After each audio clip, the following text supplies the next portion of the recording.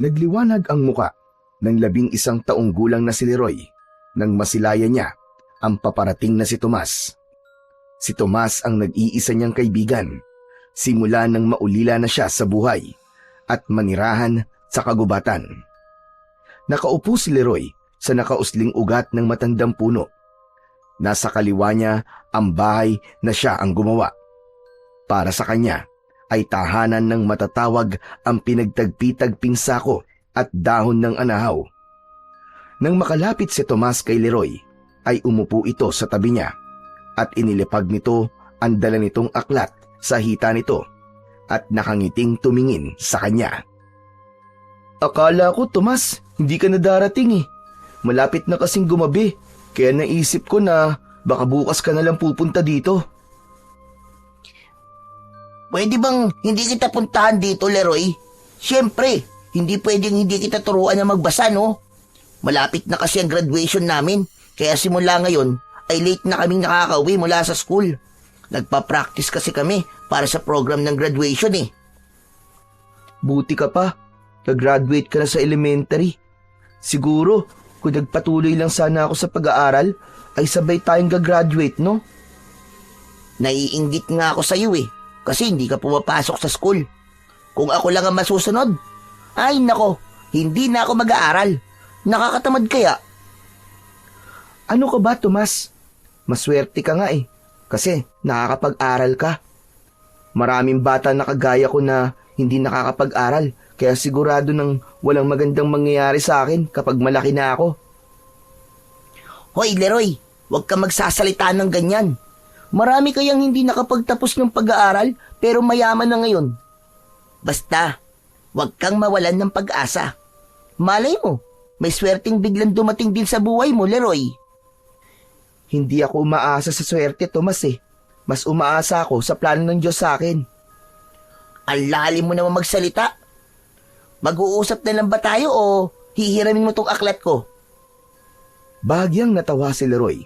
Kinuha na niya ang aklat ni Tomas sa school. Binuklat niya yon at naghanap siya ng isang kwentong nakapaloob sa aklat. Habang nagbabasa siya, ay umakyat naman sa isang puno ng bayabas si Tomas upang kumuha ng mga hinog na bunga. 2 taon ang nakakaraan, ay gaya rin ni Tomas si Leroy.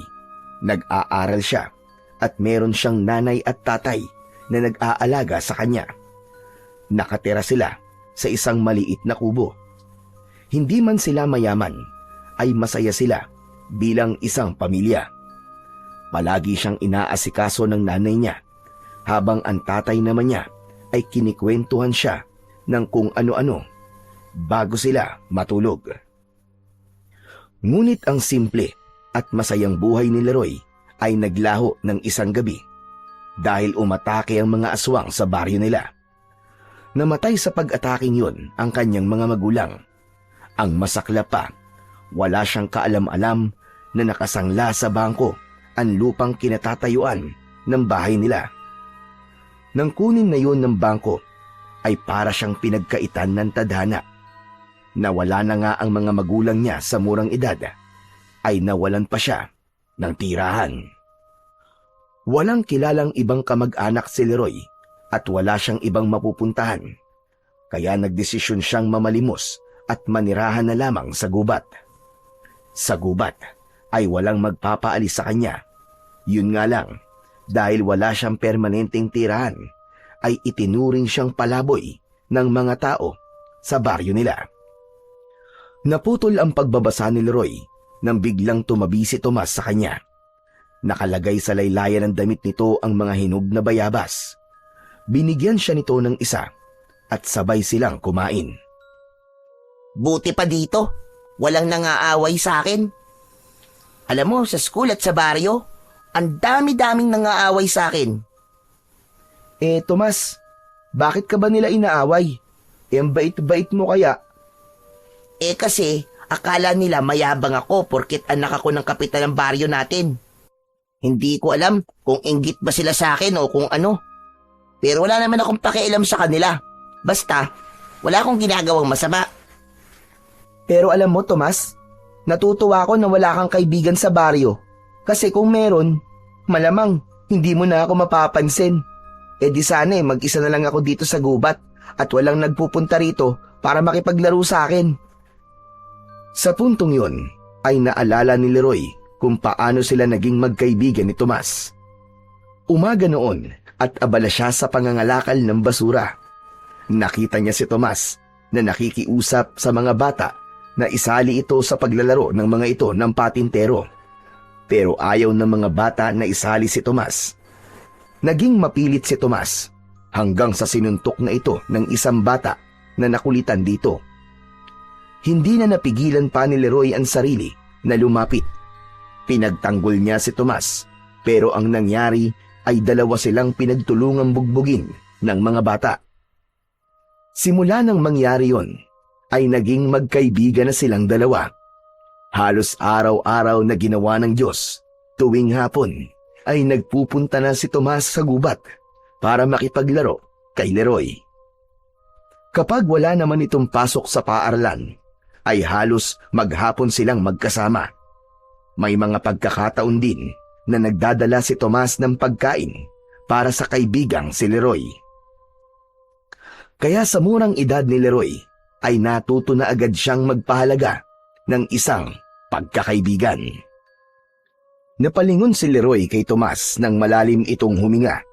Ramdam niya ang lungkot ng kanyang kaibigan, pero hinintay niya itong magsalita. Pero alam mo, Leroy, sa totoo lang, ay ako naiinggit sa'yo eh. Ha? Bakit naman, Tomas? Ano namang ikiinggit mo sa isang palaboy na kagaya ko? Eh kasi malaya ka. Walang nagdidikta sa'yo kung anong gagawin mo sa buhay. Tapos, kahit anong oras mo gustong matulog, ay pwede. Ako kasi, halos lahat dinidikta sa akin ni tatay. Ang daming bawal at ang dami niyang utos sa akin at mga bagay na gusto niyang gawin ko. Sa mga gawain bahay ba yan, Tomas? Alam mo, Tomas, ngayon ay iniisip mo na nakakainis kasi puro utos ang tatay mo sa'yo. Ganyan din si nanay at tatay sa akin nung buhay pa sila eh. Pero nang mawala sila, doon ko naisip yung mga pagtuturo nila sa akin ng mga gawain bahay ay kailangan ko pala, lalo na ngayong mag-isa na lang ako sa buhay. Hindi na nagsalita si Tomas, pero naramdaman ni Leroy na parang may mga nais pa itong sabihin sa kanya.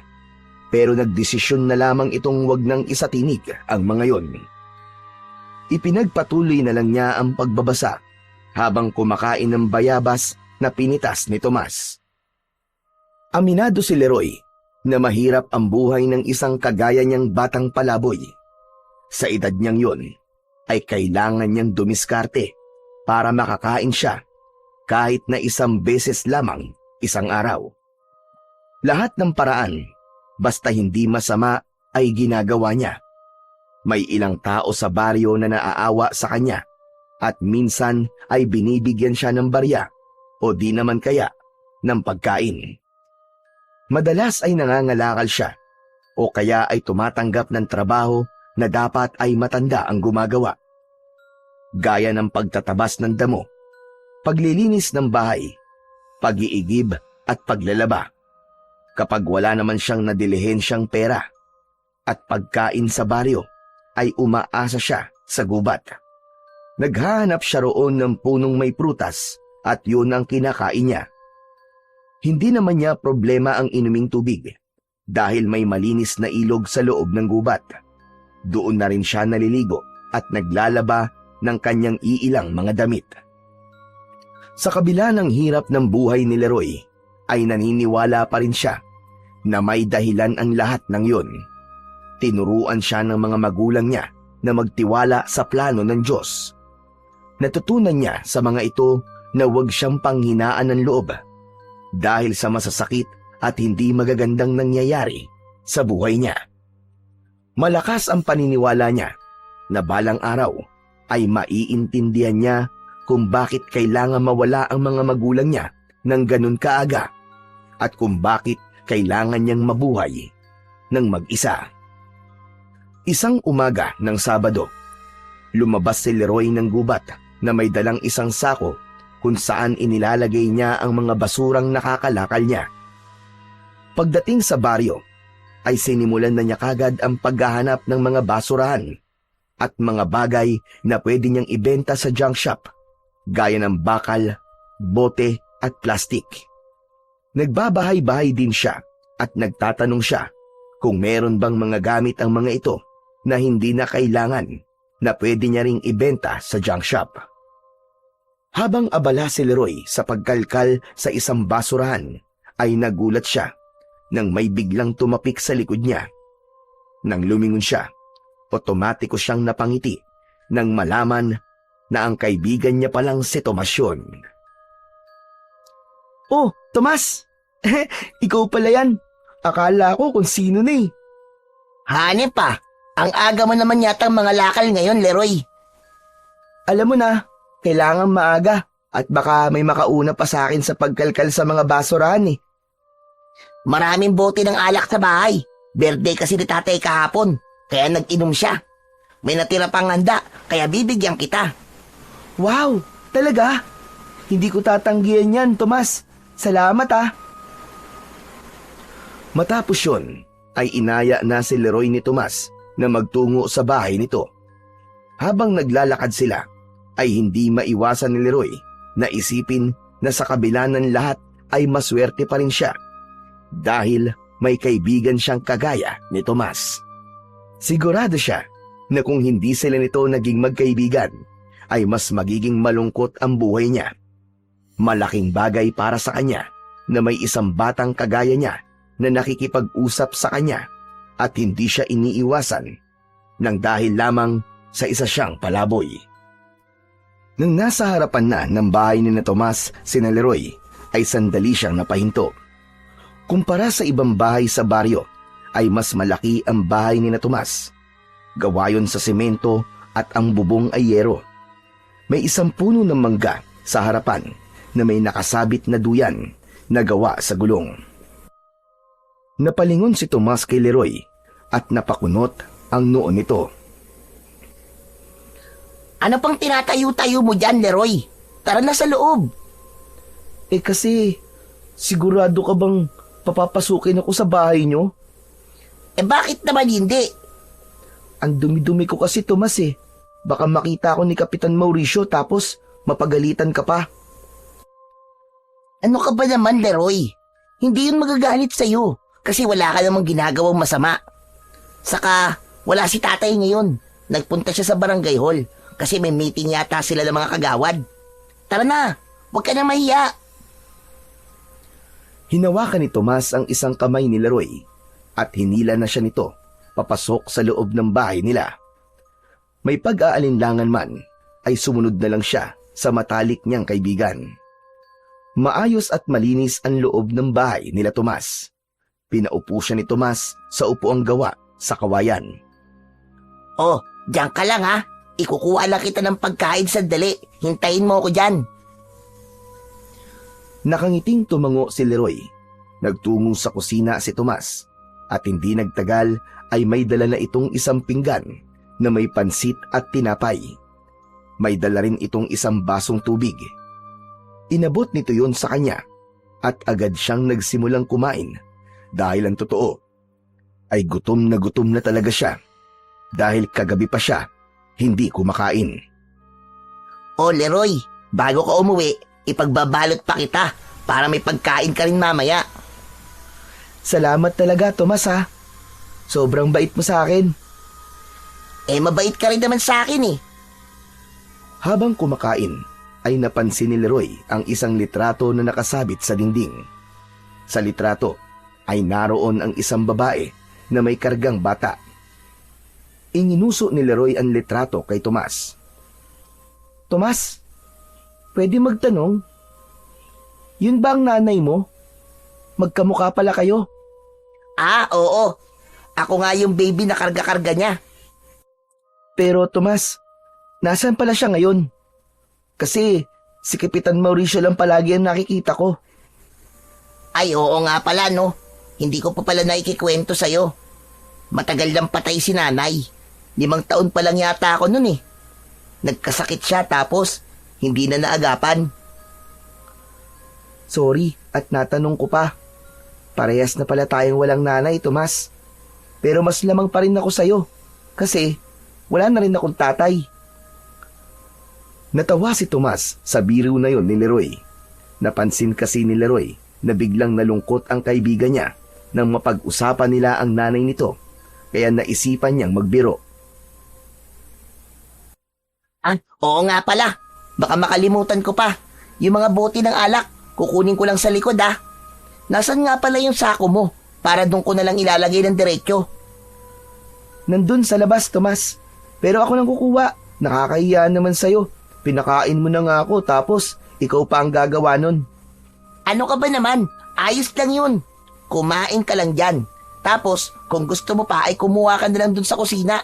Marami pang pansit dun. Sayang naman kung mapapanis lang. Lumabas na si Tomas ng bahay habang si Leroy ay naiwan sa sala na kumakain ng pansit at tinapay. Dahil sa gutom, ay mabilis niyang naubos ang mga yon. Medyo gutom pa siya, kaya hindi na siya nagdalawang isip na magtungo sa kusina upang kumuha pa uli ng pansit. Nakita niya ang malaking kawali na may laman na pansit na nakapatong sa lutuan. Sumandok siya ng pansit at habang ginagawa niya yon, ay nagulat siya nang may biglang nagsalita sa likuran niya. Nabitiwan ni Leroy ang pinggan at nabasag yon. Sino ka? Anong ginagawa mo rito sa loob ng pamamahay ko? Mabilis na humarap si Leroy.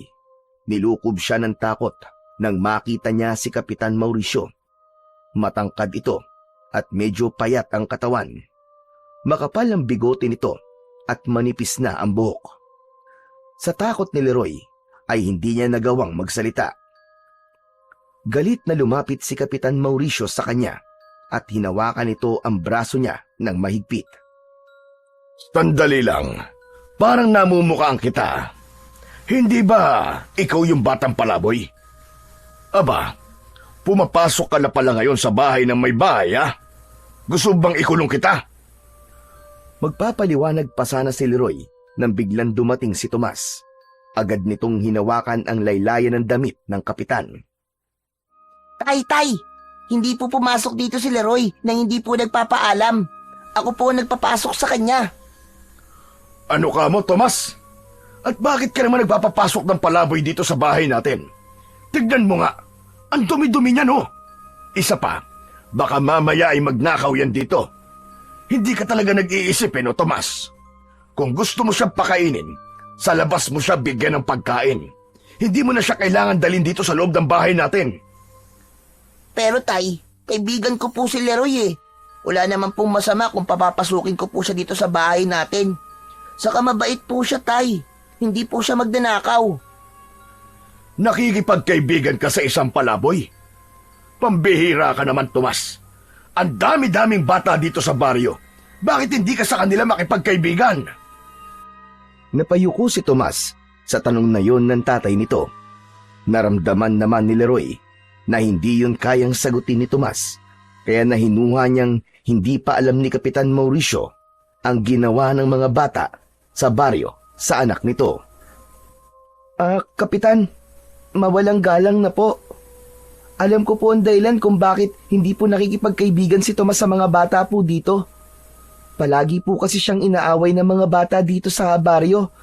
Kasi iniisip po nila na mayabang siya porket anak po siya ng kapitan. Tumahimik ang palaboy ka, Hindi ikaw ang kinakausap ko. Tay, totoo po ang sinasabi niya. Lahat po ng bata dito inaaway po ko at ayaw po nila akong isali kapag naglalaro po sila. Si Leroy po nagtanggol sa akin nung isang beses pong inaway po ako ng mga bata, kaya po naging magkaibigan kaming dalawa. Sandaling natahimik si Kapitan Mauricio. Tila tinitimbang nito ang mga nalaman nito. Hindi nagtagal ay isang malalim na paghinga ang pinakawalan nito. Tumingin ito kay Leroy. Ikaw, umuwi ka na kung may bahay ka pa. Opo, pasensya na rin po kung nabasag ko po ang pinggan nyo. Tomas, alis na ako . Salamat ulit sa pansit at tinapay. Napapahiyang lumabas si Leroy sa bahay ni na Tomas. Kinuha niya ang sako sa labas na may lamang mga bote ng alak. Kinabahan siya para kay Tomas dahil baka pagalitan o paluin ito ng tatay niya. Pero naiintindihan niya kung bakit tutol si Kapitan Mauricio na maging magkaibigan sila ni Tomas. Wala naman sigurong magulang ang gugustuhin na isang pulubi o palaboy ang kalaro ng anak nito. Matapos mga lakal, ay nagtungo na si Leroy sa junk shop upang ipagbenta ang mga kalakal na nakuha niya sa araw na yon. Alam niya na malaki-laki ang kikitain niya dahil sa dami ng bote ng alak na ibinigay ni Tomas. Tama ang hinala niya dahil naka-100 piso siya. Masaya na siya kapag ganon ang kinikita niya sa pangangalakal dahil para sa kanya ay malaking halaga na yon. Habang naglalakad si Leroy ay iniisip niya kung bigas ba o tinapay ang bibilhin niya. Naisip niya na tinapay na lang dahil kung bigas pa ay poproblemahin pa niya ang ulam. Papunta na sana siya sa isang tindahan nang mapansin niya ang mga batang tila may pinagkakaguluhan. Nakuha nun ang pansin ni Leroy at medyo lumapit siya sa mga bata. Hindi makapaniwala si Leroy nang makita niya ang isang matandang lalaki na may mahabang puting buhok at mahabang balbas at bigote na puro puti na rin ang pinagkakatuwaan ng mga bata. May kumukurot dito at itinutulak ito. Sa tuwing tatayo ang matandang lalaki ay bigla itong itutulak ng mga bata at kapag muli itong napaupo sa lupa ay lumalakas ang tawanan ng mga bata. Kahit hindi kilala ni Leroy ang matandang lalaki, ay hindi yon naging dahilan para hindi niya ito tulungan. Matapang siyang lumapit sa matandang lalaki at itinulak niya isa-isa ang mga batang naroroon. Ano? Lalaban kayo? Kahit marami kayo, hindi ako natatakot sa inyo. Tinawanan lang siya ng mga bata at umalis na ang mga ito na parang walang nangyari. Dinaluhan naman ni Leroy ang matandang lalaki at mas lalo siyang naawa nang makita niya ang mga sariwang sugat sa siko at braso ng matanda. Bakas sa mukha nito ang labis na hirap. Naku, tatang, ayos lang po ba kayo? Kaya niyo po bang tumayo? Mga walang hiyang mga bata na yun. Walang paggalang sa matatanda. Pasensya na po kayo, tatang ha. Hindi ko rin po alam kung bakit po sila ganun eh. Bakit ikaw ang humihingi ng pasensya? Hindi naman ikaw ang nanakit sa akin, hindi ba? Utoy, salamat nga pala sa pagtulong mo sa akin. Abay kung hindi ka dumating, baka hindi na ako tinigilan ng mga salbahing bata na yon. Dinampot ng matandang lalaki ang isang bagay na noon lang nakita ni Leroy. Para yung isang malaking sungay na kulay puti na ang dulo ay matulis. Ang hula niya ay sungay yun ng elepante base sa itsura nun. Habang tumatayo ang matanda, ay nakaalalay siya rito dahil pakiramdam niya anumang sandali ay matutumba ito. Sandali, tatang. Saan po ba kayo nakatira? Gusto niyo po ba iatid ko na po kayo sa inyo? Sana nga ay meron pa akong bahay na mauuwian. Pero wala na akong bahay, Utoy. Pag-alagala na lamang ako sa kung saan-saan hanggang sa mapunta ko sa lugar na ito. Kawawa naman po pala kayo, tatang. Hindi ba kawawa ka rin naman? Sa tingin ko ay katulad mo rin ako na walang bahay at mag-isa na lamang sa buhay. Hala, paano niyo po nalaman yun, tatang? Manghuhula po ba kayo? Sa itsura mo bang yan na madungis at mabaho? Kung may nag-aalaga ba sa'yo at may bahay ka, ay ganyan ba kaya ang magiging itsura mo? Sa bagay po, tama po kayo, tatang. Parehas na nga po pala tayo na wala nang kasama sa buhay at wala rin pong bahay. Sandali po. Ano po bang pangalan niyo, tatang? Ako si Goryo. Ikaw, sino ka? Leroy po ang pangalan ko. Kung ganun, tatawagin ko na lang po kayong Tatang Goryo. Matapos na makilala ni Leroy si Tatang Goryo, ay napansin niya ang bahagyang panginginig nito. Nang tanungin niya kung nagugutom ba ito at sinabi nito na oo, ay hindi na siya nag-atubili na ibili ito ng tinapay at soft drinks. Hindi na niya inisip na mababawasan ang pera niya para sa ibang tao dahil sapat na sa kanya ang matulungan sa maliit na paraan si Tatang Goryo. Simula nang tulungan ni Leroy si Tatang Goryo, ay naging madalas na ang kanyang hindi sinasadyang pagkikita nila. Kahit kapos si Leroy sa pagkain, ay hindi siya nagdadalawang isip na ibahagi kay Tatang Goryo ang kaunting pagkain na meron siya. Sa simpleng pagtulong niya na yon, ay naramdaman niyang may halaga pa rin siya at kahit palaboy siya, ay kaya niya pa rin gumawa ng tama at tumulong sa kapwa. Ngunit hindi maiwasang malungkot ni Leroy nang napansin niyang ilang araw nang hindi nagpupunta si Tomas sa gubat para makipaglaro o makipag-usap man lang sa kanya. Naisip niya tuloy na baka pinagbawalan na itong makipagkaibigan sa kanya ng ama nitong si Kapitan Mauricio. Masakit man yun para sa kanya, ay wala siyang nagawa kundi tanggapin na lamang ang mapait na katotohanan na hindi talaga maaaring maging kaibigan ng isang normal na bata ang gaya niya na isang palaboy. Isang hapon, nasa labas ng bahay-bahayan niya si Leroy habang kumakain ng mangga. Nasa tabi niya si Tatang Goryo. Ito ang nagdala sa kanya ng mangga na anito ay ibinigay dito ng isang tindera sa palengke. Habang kumakain ay nakatulala si Leroy. Hindi niya pa rin kasi lubos maisip na hindi na siya pinupuntahan doon ng kaibigan niyang si Tomas. Ay, nako! Ang asim naman yata ng manggang ito. Kasing asim ng mukha mo, Leroy. Ano po?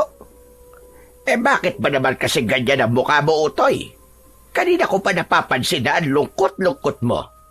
May nangyari bang hindi maganda? Kasi Tatang Goryo, yung kaibigan ko pong si Tomas, ilang araw na po siyang di nagpupunta dito eh. Dati naman po, halos tuwing hapon po nandito siya. Siya lang po kasi ang kaibigan ko na nakatira po sa baryo. Halos lahat po kasi ng bata ron, salbahe po eh. May dahilan ba para hindi na siya makipagkita sa'yo? Hindi agad nakasagot si Leroy.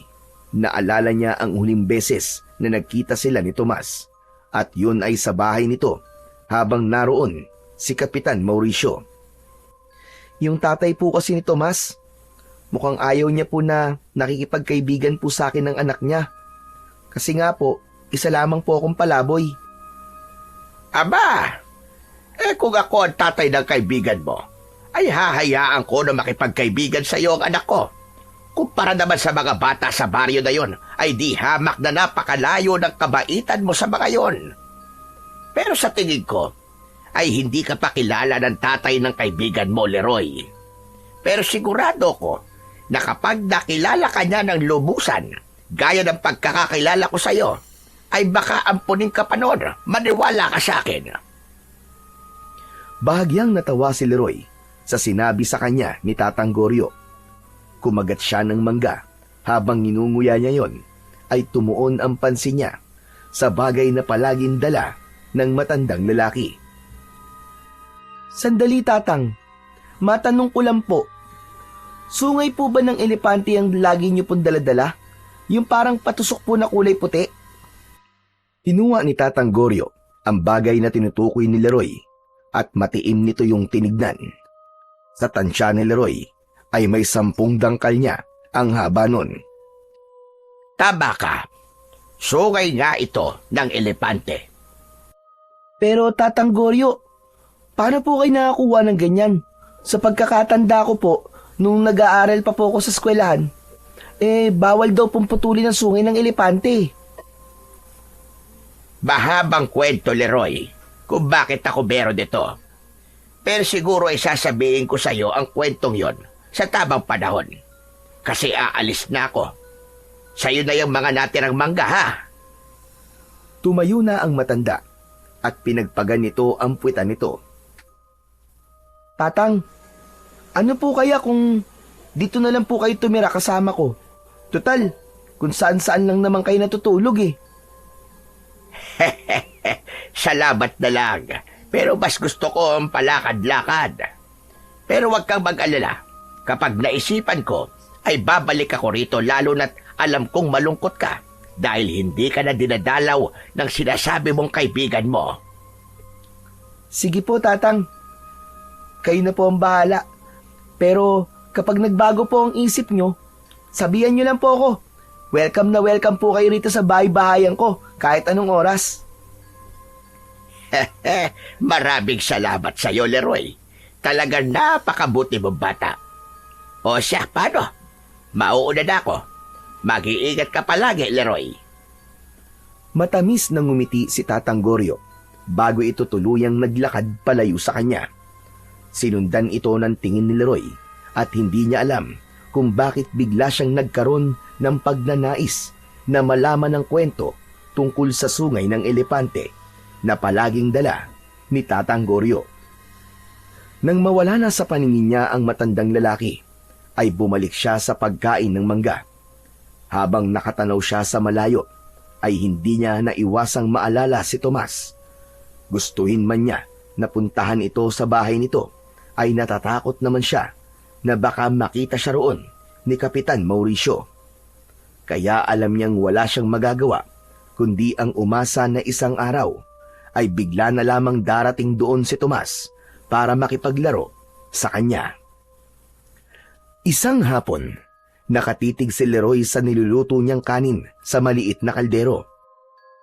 Ang kalan niya ay 3 bato na sa gitna ay may gatong na kahoy na sa gubat lang din niya nakuha. Halos 1 linggo simula nang huli silang magkita at magkausap ni Tomas at nang sandaling yun ay unti-unti niya nang tinatanggap na tapos na ang kanilang pagkakaibigan. Ngunit wala siyang galit o tampo kahit na konti kay Tomas.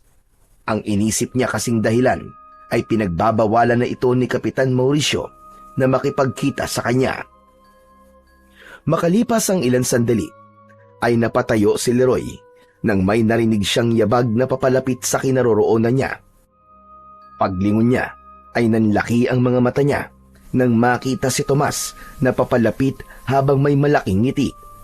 Napansin niya kagad ang nakasuot na mga medalya sa leeg nito. Kinusot pa ni Leroy ang mga mata niya dahil baka namamalikmata lamang siya, pero si Tomas talaga ang nakikita niya. Tinapik pa siya nito sa balikat nang makalapit na ito sa kanya. Tomas! Ikaw nga, Tomas! Ang tagal mong hindi nagpakita! Pasensya ka na, Leroy, ha? Naging abala kasi ako sa graduation namin, eh. Halos gabi na ako umuwi mula sa practice. Tapos kanina naman ay ang mismong graduation namin. Ang akala ko kasi, pinagbawalan ka na ni Kapitan Mauricio na makipagkaibigan sa akin eh. Uy, hindi ah. Pero akala ko nga rin pagbabawalan niya ako eh. Ang sabi niya sa akin ay mukhang hindi ka naman daw masamang impluwensya sa akin. Kaya walang problema sa kanya kung maging magkaibigan man tayo. Ang totoo nga yan eh. Si tatay pa nagsabi na papuntahin kita ngayon doon sa may bahay. Kasi may handaan doon. 3rd honor kasi ako sa klase namin eh. Kaya naganda si tatay. Tignan mo, ang dami kong medal. Labis na natuwa si Leroy nang malaman niya ang dahilan kung bakit ilang araw na hindi nagpapakita sa kanya si Tomas. Masaya siya dahil hindi naman pala tutol si Kapitan Mauricio sa pagkakaibigan nila ng anak nito. Isa-isang tinignan ni Leroy ang mga medalya na nakasabit sa leeg ni Tomas. Wow! Congrats, Tomas, ha? Ang galing mo talaga. May best in English at math ka pa, ha? Tapos, most babe. Ikaw na talaga. Idol na kita, Tomas. Mamaya mo na nga ako bulayin. Sumama ka na sa akin para makakain ka na ng mga handa ko. Ay, oo nga pala. Pero, nagsasaing na kasi ako eh. Paano kaya to? Bukas mo nalang kainin yan. Hindi naman siguro yan mapapanis eh. Malamig naman dito sa gubat eh. Saka, mag-uwi ka na rin ng maraming pagkain. Para may ulam ka kapag kinain mo na yung kanin. O sige, sige. Tara na. Medyo gutom na nga rin ako eh. Inakbayan siya ni Tomas at magkasabay na silang naglakad palabas ng gubat. Pagdating nila Leroy sa bahay ni na Tomas ay medyo nahiya siyang pumasok dahil medyo maraming bisita roon. May ilang guro at kaklase ni Tomas. Meron ding mga kaibigan ni Kapitan Mauricio, pero hindi siya iniwanan ni Tomas at sinamahan pa siya nito sa pagkuha ng pagkain. Sinamantala niya ang pagkakataon at lahat ng handa ay kumuha siya. Naupo siya sa isang sulok ng sala at doon siya kumain habang may panulak siya na malamig na orange juice. Si Tomas naman ay sandaling umalis dahil pinabili ito ng alak ni Kapitan Mauricio. Nagulat si Leroy at muntik pa siyang mabulunan nang makita siya ni Kapitan Mauricio na nakatayo sa harapan niya. Pero hindi na ito gaya nung una silang nagkita na galit. Nang sandaling yon ay nakangiti na ito sa kanya. Leroy, kapag naubos mo na yan ha, kumuha ka na lang doon sa kusina. Marami pang pagkain doon. Huwag kang mahihiya ha. Ha? Sige po, Kapitan. Maraming salamat po. Ang sasarap po ng handa nyo. Salamat at nagustuhan mo. Ako ang nagluto ng lahat ng yan. Umupo si Kapitan Mauricio sa tabi ni Leroy at nailang siya ng kaunti. Leroy, pasensya ka na nga pala sa mga nasabi ko sa'yo nung unang beses na nakita tayo dito sa bahay. Nagulat kasi ako na merong ibang tao dito sa bahay at akala ko talaga pumasok ka dito nang hindi nagpapaalam. Sinabi rin sa akin ni Tomas na ikaw lang ang kaibigan niya. Inamin na rin niya sa akin na totoong inaaway siya ng mga bata rito sa baryo. Salamat kasi nakikipagkaibigan ka sa anak ko. Naku, wala po yun, Kapitan. Saka, mabait naman po si Tomas eh. Kung tutuusin nga po, ay ako pa po maswerte kahit palaboy po ko, ay nakikipagkaibigan po siya sa akin. Saka kung wala kang pagkain, Leroy, pumunta ka lamang dito at bibigyan ka namin. Naku, maraming salamat po, Kapitan. Napakalaking bagay po niyan para sa akin. Matipid na ngumiti si Kapitan Mauricio. Nang dumating na si Tomas, ay umalis na ito sa tabi niya at kinuha ang mga alak na binili ni Tomas.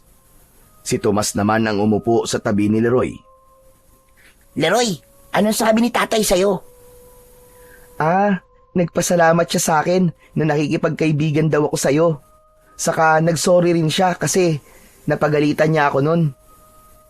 Sabi ko naman sa'yo ipinaliwanag ko na kasi sa kanya na wala akong natututunang masamang bagay sa'yo. Saka isinumbong ko na rin yung mga nangaaway na mga bata sa akin dito sa baryo. Mabuti naman. Sana maaksyonan niyo ni Kapitan kasi mali na inaaway ka nila nang dahil sa napakababaw na dahilan. Sus, wala na akong pakialam. Kahit hindi na sila kausapin ni tatay. Wala naman akong balak na makipagkaibigan sa iba Ay teka, diyan ka lang kukuha rin ako ng pagkain ko para masabayan kita. Tumango si Leroy at nagtungo na si Tomas sa kusina. Habang hinihintay niya si Tomas na bumalik, ay hindi niya napigilang mapangiti. Napakasaya niya ng mga sandaling yun, sapagkat simula nang maging palaboy siya, ay yun ang unang beses na nakaramdam siya ng ganung pagtanggap, maliban sa pagtanggap na ginawa sa kanya ni Tomas. Kaya naman, nangako si Leroy sa sarili na gagawin niya ang lahat para maipakita kay Kapitan Mauricio na hindi nagkamali si Tomas sa pagpili sa kanya na maging kaibigan nito. Simula noon ay naging maganda na ang pakikitungo ni Kapitan Mauricio kay Leroy. Minsan, kapag nagkakasalubong sila sa daan, ay binibigyan siya nito ng pera o hindi naman kaya ay pagkain kapag meron itong dala. Hindi na rin ito nagagalit kapag naglalaro sila ni Tomas sa bahay nito. Sa unang pagkakataon, naramdaman ni Leroy na tinanggap na siya ng isang taong may kapangyarihan sa baryo. Ngunit isang umaga, habang kalaro ni Leroy si Tomas, ay napansin niya na wala itong gana. Hanggang sa mga sumunod na araw ay ganun pa rin si Tomas. Madalas itong nakatulala o hindi kaya ay parang wala sa sarili. Naisa na itong kausapin ni Leroy tungkol doon, pero naisip niya na baka pagod lang ito o kaya naman ay sadyang wala lang sa mood. Ganun pa man, hindi naalis ni Leroy sa isip niya na baka may hindi sinasabi ang kaibigan niya sa kanya. Mag-isang kumakain si Leroy sa bahay-bahayan niya. Magana siyang kumakain dahil ang ulam niya ay bigay ni Kapitan Mauricio. Menudo yun na napakasarap ng pagkakaluto at napakalambot ng karne. Habang kumakain siya, ay dumating si Tatang Goryo na dala na naman ang sungay ng elepante. Aba, mukhang ang sarap ng pagkain mo ngayon ah. Umupo si Tatang Goryo sa labas ng bahay-bahayan ni Leroy. Kayo pala, Tatang Goryo. Opo, galing po ito kay Kapitan Mauricio. Kain po tayo, Tatang. Sige lang, kumain ka lang dyan. Kakatapos ko lang, Utoy. Dinalaw lang kita rito dahil ilang araw na tayong hindi nagkikita eh. Baka sabihin mo nakalimutan na kita. Kumusta ka? Ano na ang nangyari sa'yo? Ayos lang po ako, Tatang Goryo. Masaya po ako kasi nagkikita na po ulit kami ni Tomas at payag na po ang tatay niya na maging magkaibigan po kami. Aba, mabuti naman kung ganon. Pero bakit parang may bumabagabag yata sa'yo? Biglang natigilan si Leroy. Ang totoo ay hindi niya iniisip ng mga sandaling yun kung bakit tila wala palagi sa sarili ang kaibigan niyang si Tomas. Kaya nagtaka siya kung bakit tila naramdaman yun ni Tatang Goryo. Sandali lang po, Tatang Goryo. Paano niyo po nalaman? Ang galing niyo po naman. Manghuhula po ba talaga kayo?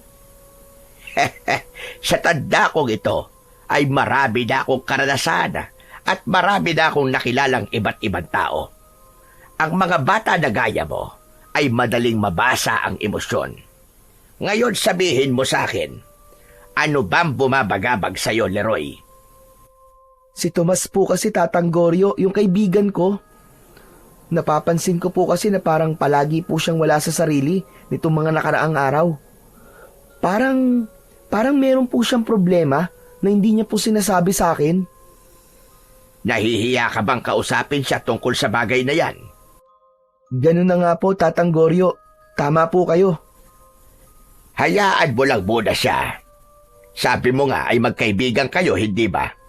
Siguro kapag handa na siya, ay siya na mismo ang kusang magsasabi sa'yo kung ano ba talaga ang kanyang problema. Kahit paano ay gumaan ang pakiramdam ni Leroy sa sinabing yun ni Tatang Goryo.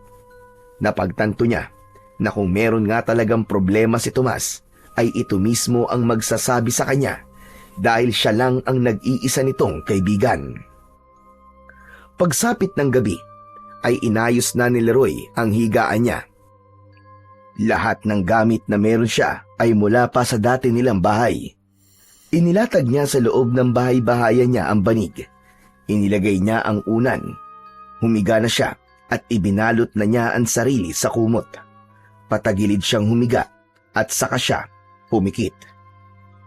Tuwing matutulog na siya sa gabi, ay hindi niya naiiwasang malungkot sapagkat palagi niyang naaalala nung panahon na buhay pa ang mga magulang niya. Palagi siyang natutulog na pinapagitnaan ng kanyang nanay at tatay. Pero simula nang mawala ang mga ito, wala na siyang pagpipilian kundi ang palaging matulog ng mag-isa. Ngunit biglang nagbukas ang mga mata ni Leroy nang makarinig siya ng kaluskos sa kung saan. Napabalikwat siya ng bangon nang may umangil na parang isang mabangis na hayop. Pilit niyang inaaninag ang madilim na kapaligiran. Sa tagal niya sa gubat na yon, ay noon lang siya nakarinig ng ganong uri ng pag-angil. Sinong nandyan? May tao ba dyan? Sinong nandyan? Nagulat siya nang isang nakakatakot na nilalang ang dahan-dahang lumitaw mula sa mas madilim na parte ng gubat. Payat ang katawan nito na nababalutan ng makapal na balahibo. Mahaba ang mga kuko ng nilalang at may matutulis na mga pangil. Ang mga mata nito ay pulang-pula at tila gutom na gutom ito habang nakatingin sa kanya. Doon napagtanto ni Leroy na isang aswang ang naturang nilalang. Ngunit sa halip na matakot, ay galit ang naramdaman ni Leroy pagkakita sa aswang. Bumalik sa alaala niya ang pagpatay ng mga aswang sa kanyang mga magulang. Walang pag-aalinlangan na dinampot niya ang kutsilyong palagi niyang itinatago sa ilalim ng kanyang unan at sumugod siya sa aswang. Ngunit mabilis ang aswang at naiwasan nito ang pag-unday niya ng saksak dito. Hinawakan ng aswang ang braso ni Leroy at naagaw nito ang kutsilyo. Itinapon nito yun sa malayo. Sinunggaban siya ng aswang at natumba siya sa malamig na lupa. Hinawakan ng aswang ang mga kamay niya habang nasa ibabaw niya ito. Nanginig ang katawan ni Leroy nang maisip niya na baka yun na ang katapusan niya. Kahit naman mahirap ang buhay niya, ay hindi pa niya ninais na mamatay. Pero sa pagkakataon na yon, pakiramdam niya ay susunod na siya sa mga magulang niya sa kabilang buhay. Hindi na lang nagsalita si Leroy. Unti-unting lumapit ang malaking mukha ng aswang sa mukha niya. Ngunit nagulantang siya nang mabilis na nagbago ang mukha ng aswang hanggang sa maging si Tatang Goryo na ito. Tumatawang umalis si Tatang Goryo sa ibabaw niya. Inilahad nito ang isang kamay para tulungan siyang tumayo, pero umupo siya sa lupa at umatras. Lumayo ka! Lumayo ka sa akin! Aswang ka! Aswang! Hindi ako aswang, Leroy. Maniwala ka. Anong hindi aswang? Kitang-kita ko! Ikaw ang aswang na umatake sa akin! Kung aswang ako, ay dapat patay ka na ngayon at kinain ko na ang lamang loob mo. Sinubukan lang kita, Leroy.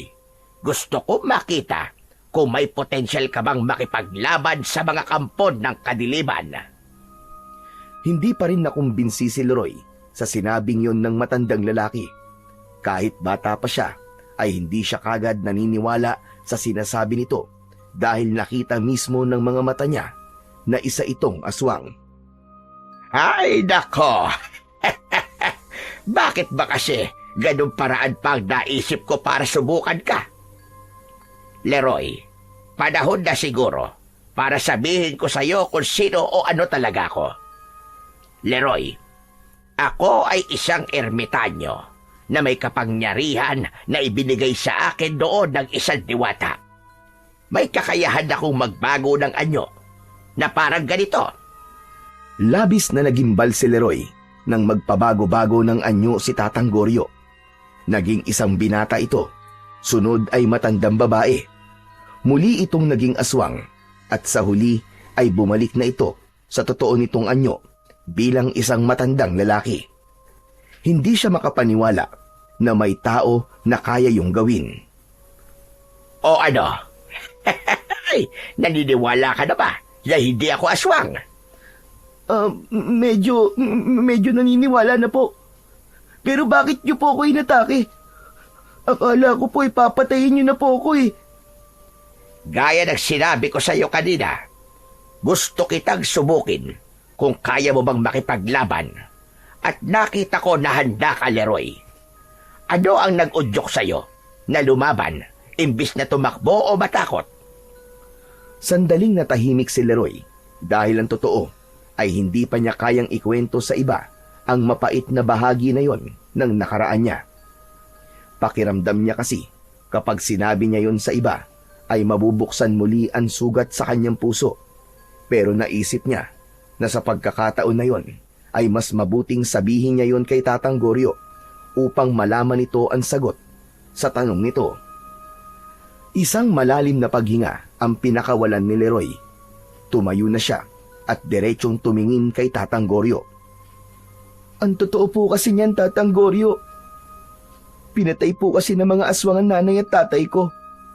Kaya po ako naging palaboy ay dahil po sa pangyayaring yun.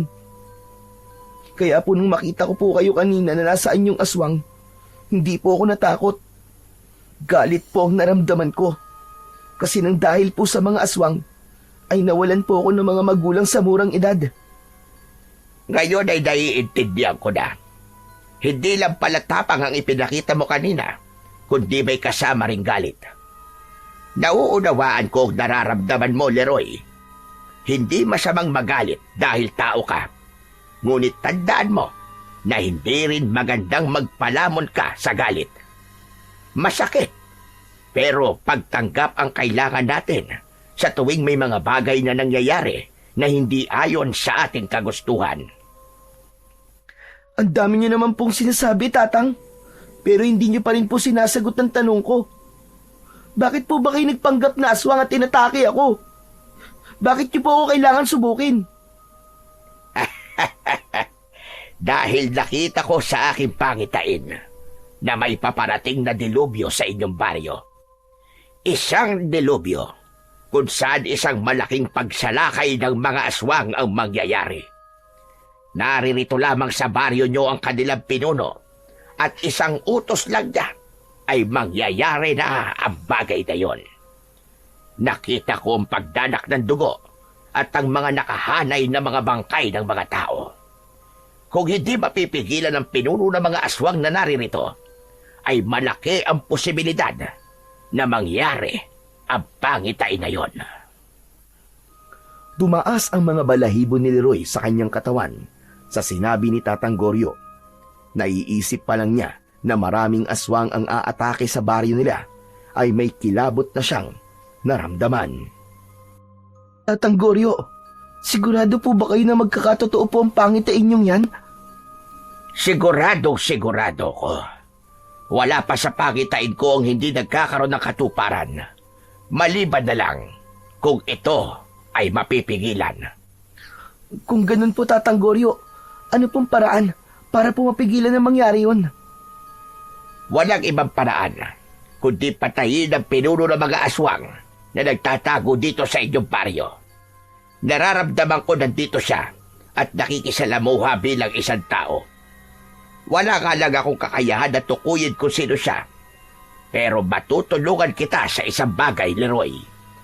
Yun ay ang bigyan ka ng isang mabisang sandata kung sakaling makakaharap mo ang pinuno ng mga aswang. Ano po? Sandali lang po, Tatang. Anong sinasabi niyo po na ako po ang haharap sa pinuno ng mga aswang? Tama ka. Ikaw ang pinili ko, Leroy. Nakita ko ang tapang sa iyong puso at ang busilak mong pagkatao. Yan ang mga katangian na hinahanap ko para sa isang tao na pagkakalooban ko ng sungay ng elepante. Napatingin si Leroy sa sungay ng elepante na hawak ni Tatang Goryo, ngunit wala roon ang kanyang atensyon. Bakit po ako? Bata pa lang po ako, Tatang eh. Kanina nga po muntik na po akong mapatay. Tapos, ang gusto niyo po makipaglaban pa ako sa pinuno ng mga aswang.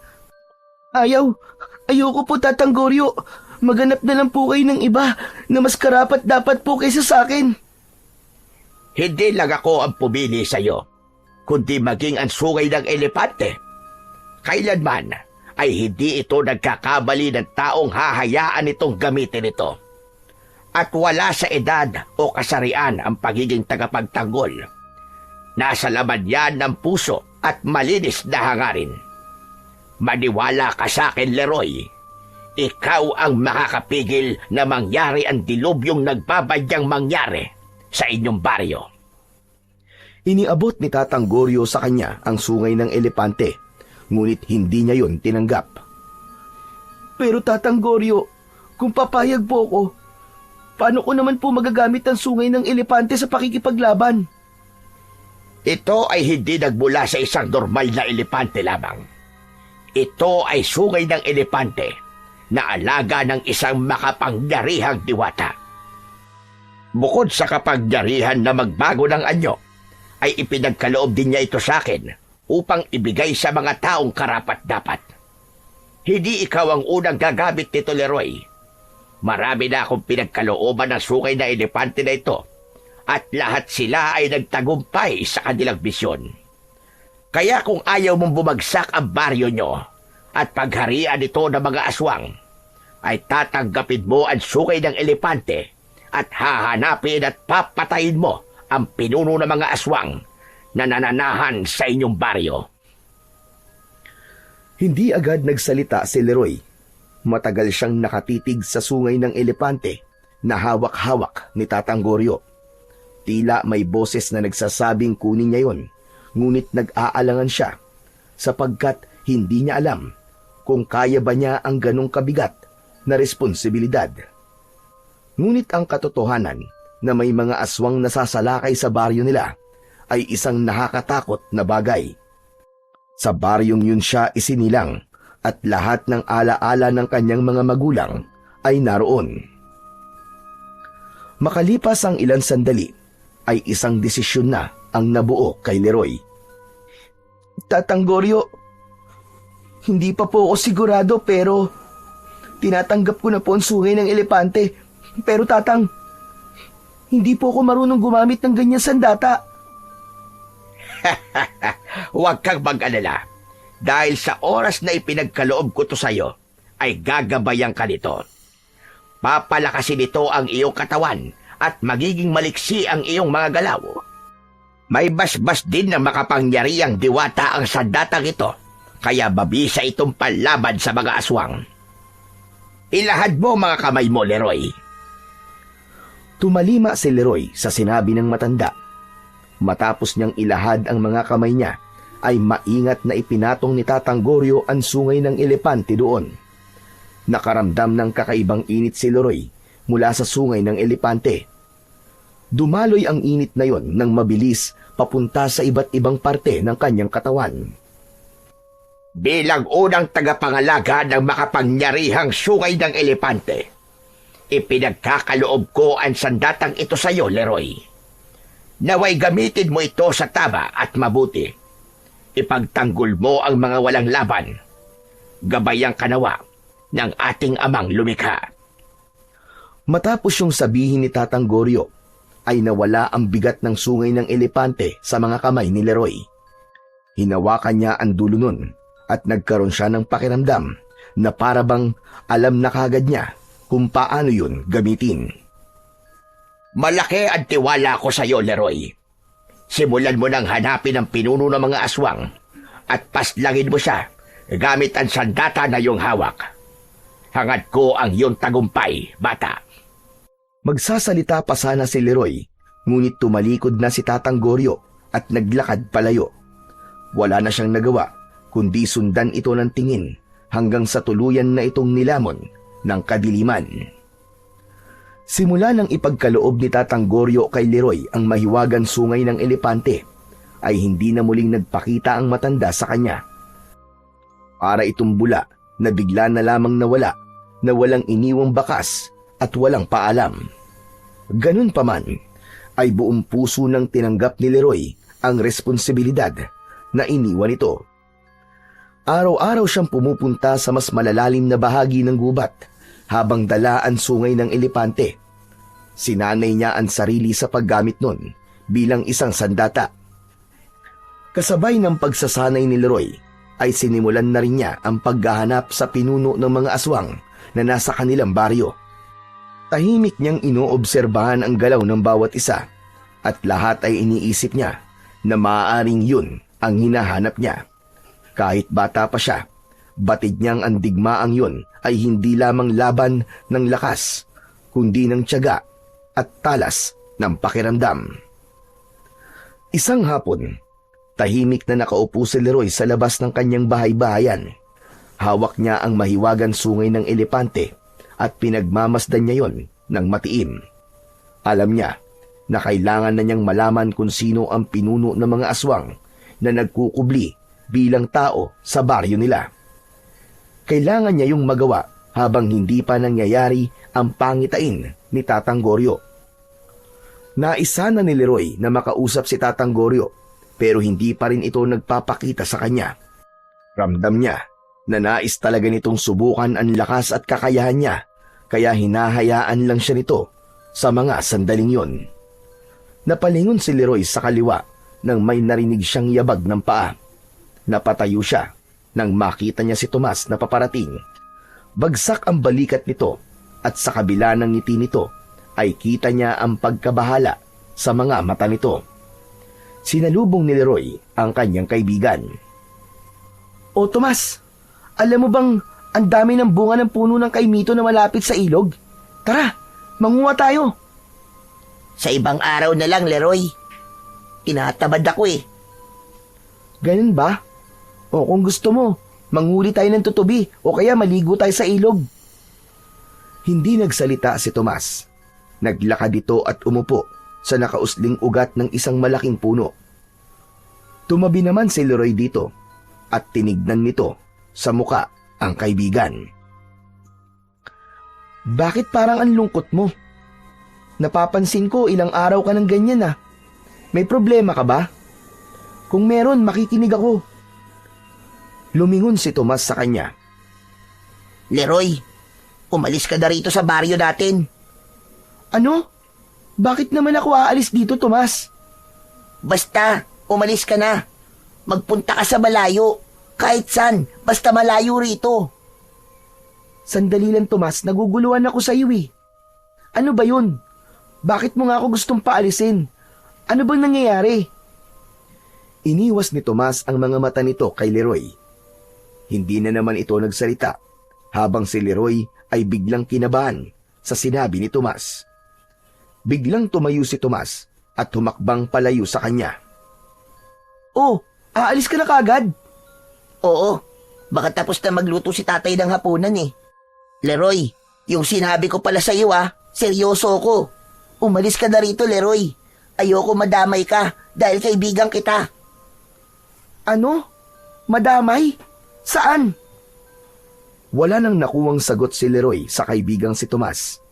Malalaki ang mga hakbang na naglakad ito palayo sa kanya. Hindi na niya sinubukan pang habulin ang kanyang kaibigan at naiwan siyang nagtataka sa kung ano ang ibig sabihin ni Tomas na ayaw siya nitong madamay.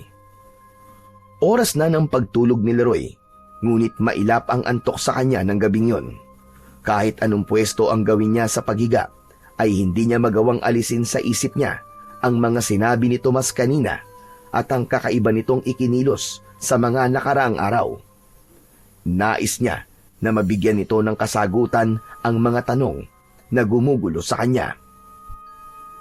Hanggang sa sumuko na si Leroy at bumangon na siya. Hindi ako makakatulog hanggang hindi ko nakakausap si Tomas. Kailangan ko siyang puntahan ngayon sa bahay nila. Dala ang sungay ng elepante ay naglakad si Leroy palabas ng gubat. Nagtungo siya sa baryo at ng oras na yon ay sarado na ang karamihan ng mga bahay na nadadaanan niya. Makalipas ang ilang minuto ay nasa harapan na siya ng bahay ni na Tomas. Napansin niya mula sa nakabukas na bintana na bukas pa ang ilaw sa loob, kaya naisip niya nagising pa si Tomas o kaya ay si Kapitan Mauricio. Marahang naglakad si Leroy palapit sa mismong bahay ni na Tomas. Akmang kakatok na sana siya sa pinto nang matigilan siya dahil narinig niya ang boses ni Kapitan Mauricio at Tomas na nag-uusap sa loob ng bahay. Hindi niya alam pero tila may bumubulong sa kanya na pakinggan ang pinag-uusapan ng dalawa. Nagtungo si Leroy sa tabi ng nakabukas na bintana. Yumuko siya upang hindi siya makita ng mga taong nasa loob at doon ay mas malinaw niyang narinig ang usapan ni na Tomas at Kapitan Mauricio. Kailangan niyo po ba talagang gawin to, Tay? Hindi po ba? Mahal na mahal po kayo ng mga tao rito. Dahil simula nang kayo ang naging kapitan dito, ay naging maayos na po ang baryo natin. Ginawa ko yon para makuha ko ang loob nila, Tomas. At huwag mo na akong pipigilan pa sa gagawin ko. Kailangan sumalakay ang mga aswang sa baryong ito upang maging pugad ito ng ating lahi. At bilang ako ang pinuno ng mga aswang, ay kailangan kong gawin ang tungkulin na yon para sa ating mga kauri. Pero Tay, kung sasalakay po dito ang mga aswang, marami pong mamamatay. Yun ang nararapat, Tomas.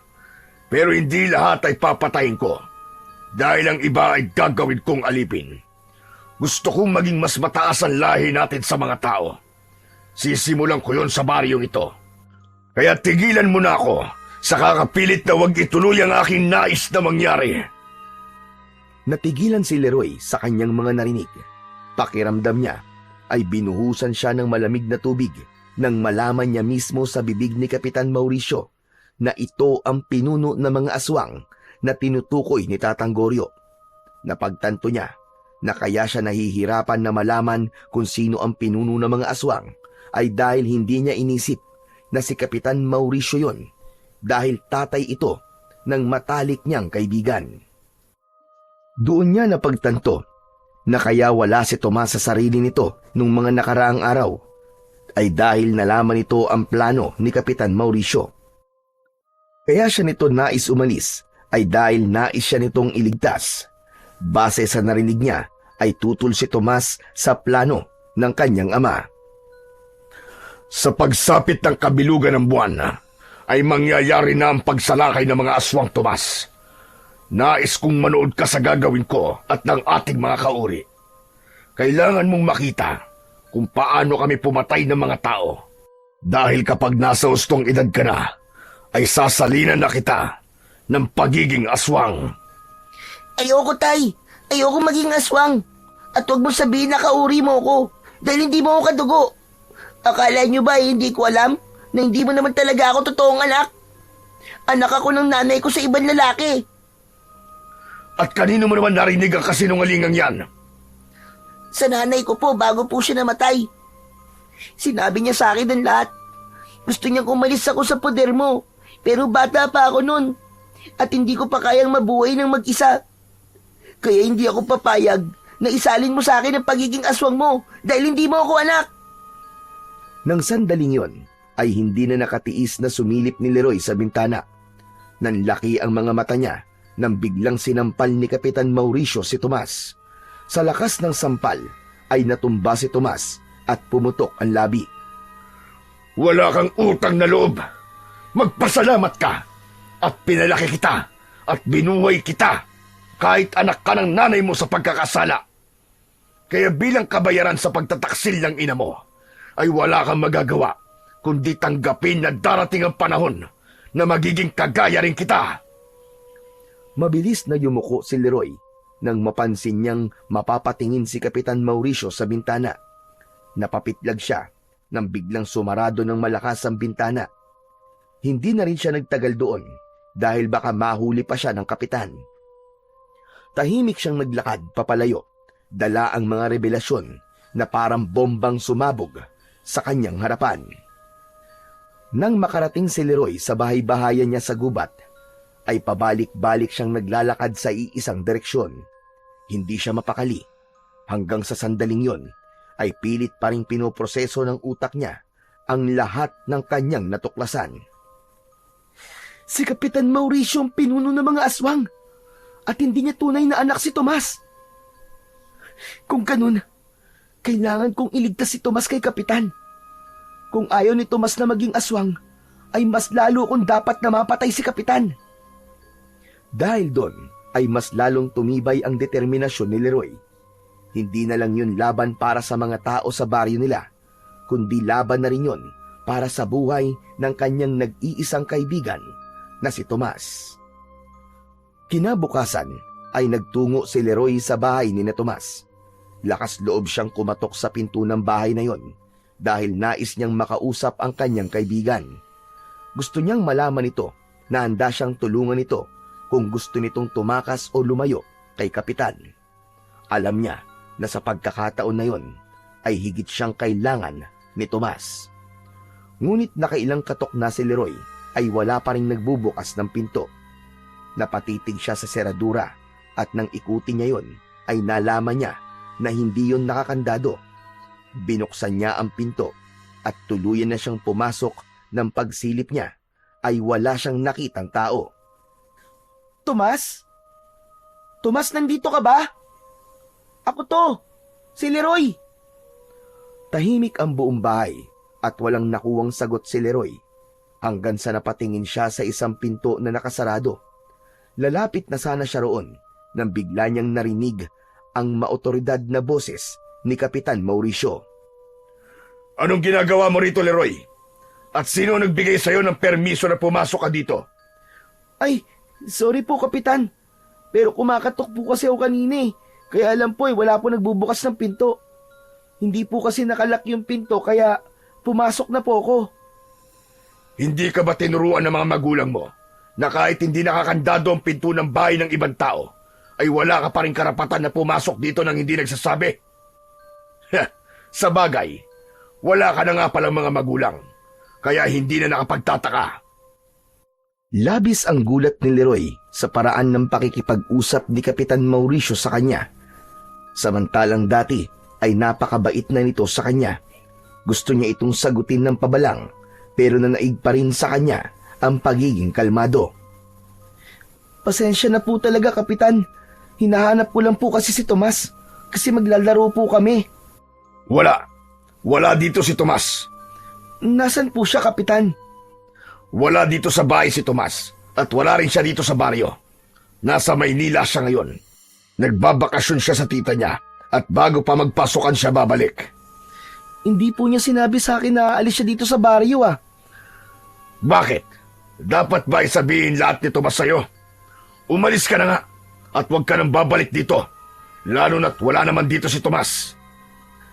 Hindi na nagsalita si Leroy dahil baka madulas pa siya na alam na niya ang lihim nito. Nagmamadali siyang lumabas ng bahay ni Kapitan Mauricio upang bumalik na sa gubat. Alam ko nagsisinungaling lang si Kapitan Mauricio. Sigurado ko na hindi nagpunta sa Maynila si Tomas. Nandoon lang siya sa bahay nila. Kailangan ko mag-isip ng paraan para mailigtas si Tomas at tapusin si Kapitan bago ang kabilugan ng buwan. Nang makarating siya sa gubat, ay agad niyang kinuha ang sungay ng elepante at muli siyang nagsanay. Kailangan niyang maging handa upang sa oras na magharap sila ni Kapitan Mauricio ay masiguro niya na siya ang mananalo. Inagabihan ay agad na sinimulan ni Leroy ang hakbang upang mailigtas niya si Tomas. Nagtungo siya sa labas ng bahay ni Kapitan Mauricio upang magbanman. Dala niya ang sungay ng elepante para kung sakaling may hindi inaasahang pangyayari ay handa siya. Matyaga siyang naghintay ng senyales na maaaring naroon pa rin sa bahay na yon si Tomas, pero halos isang oras na ang lumipas ay wala pa rin siyang nakita. Sarado ang bintana at pinto ng bahay at patay na ang ilaw sa loob ng bahay. Naisipan ni Leroy na mas lumapit pa sa bahay. Maingat ang mga hakbang niya at siniguro niyang walang makakakita o makakarinig sa kanya. Lumapit siya sa pinto. Idinikit niya roon ang tenga niya at umasa siyang may maririnig siyang kahit na ano. Laking gulat ni Leroy nang biglang bumukas ang pinto at bumungad sa harapan niya si Kapitan Mauricio. Nanlilisik ang mga mata nito. Anong ginagawa mo rito ng ganitong oras? Hindi ba sabi ko sa'yo ay huwag ka nang babalik dito? Sa gulat ni Leroy ay tila umurong ang dila niya. Nag-isip siya ng palusot na papaniwalaan ni Kapitan Mauricio. Hindi nito maaaring malaman na nandoon siya para magmanman at alamin kung nasa bahay pa rin ba si Tomas. Ano batang palaboy? Bakit hindi ka makapagsalita? Ano po kasi, nagugutom po ako. Kagabi pa po ang huling kain ko eh. Wala po kasi akong nakalakal kanina, kaya wala po akong pambili ng pagkain. Nandito po ako para sana humingi po ng makakain. Matiim siyang tinignan ni Kapitan Mauricio. Kulang na lang ay kumawala ang puso ni Leroy sa kanyang dibdib sa labis na kaba. Panay ang dasal niya na sana ay wag magduda ang kapitan sa kanya dahil kapag nalaman nito ang totoong dahilan kung bakit siya naroon, ay siguradong mapapahamak siya. Halika, pumasok ka at kumain sa kusina. Talaga po? Maraming salamat po, Kapitan. Ang bait niyo po talaga. Hindi na nagsalita si Kapitan Mauricio. Tumalikod na ito at naglakad patungo sa kusina. Pumasok na si Leroy sa bahay at pasimple niyang iginala ang paningin sa paligid. Mabilis niya yung ginawa dahil baka mapansin siya ng kapitan. Pagdating niya sa kusina ay umupo na siya. Binigyan siya ni Kapitan Mauricio ng kanin at pritong tilapia. Pagkatapos mong kumain ay umalis ka na. At ang gusto ko, ito na ang huling beses na pupunta ka rito. Tapos na ang pagtulong namin sa iyo ni Tomas. Masyado ka nang umaabuso at ultimo 10 oras ng gabi ay nagpupunta ka rito para makikain. Nako, sorry po talaga, Kapitan Mauricio. Hindi po kasi ako makatulog dahil po sa gutom eh. Pero, kailan po ba ang balik ni Tomas? Nakakamiss po kasi siya. Wala na po kasi ako makalaro eh. Babalik siya rito bago magsimula ang klase. Sige na, bilisan mo na ang pagkain dyan at hugasan mo yung pinagkainan mo pagkatapos. Nakangiting tumango si Leroy at sinimulan niya ng kumain, habang si Kapitan Mauricio naman ay pumasok sa isang kwarto. 2 ang kwarto ron at alam niya na ang isang pinto ay ang silid ng kanyang kaibigan. Habang kumakain ay nakatitig sa pintong yun si Leroy at tila nais niyang tumayo at pasukin ang naturang silid. Yun nga lang ay pinapangunahan siya ng takot na mahuli siya ni Kapitan Mauricio. Iba na rin ang pakiramdam ni Leroy habang nasa loob siya ng bahay ni Kapitan Mauricio at hindi na yun kagaya ng dati na kampante siya. Simula nang malaman niya na ang kapitan ang pinuno ng mga aswang na hinahanap niya, pakiramdam niya anumang sandali ay may hindi magandang mangyayari. Kaya kasabay ng pagmamatsyag niya ay alerto siya at nakapatong sa hita niya ang sungay ng elepante. Bumalik si Leroy sa gubat na bigong malaman kung nasa bahay pa ni Kapitan Mauricio si Tomas. Hindi niya maiwasang isipin na baka nasa panganib ito o may nangyayari na ritong hindi maganda. Kaya nang makarating siya sa kanyang bahay-bahayan, ay agad siyang nagdasal na bigyan ng Diyos ng proteksyon si Tomas. Matapos magdasal, ay naupo lang siya sa nakausling ugat habang nakatingin sa kawalan. Hanggang sa sandaling yun, ay hindi pa rin siya makapaniwala na isang napakabigat na responsibilidad ang nakaatang sa kanyang balikat. Bakit kasi hindi pa nagpapakita si Tatang Goryo sa akin hanggang ngayon? Kung kailan kailangan ko siya, saka naman siya biglang nawala. Parang pinagtitripan niya ako ah. Tatang Goryo, nasan ka na ba?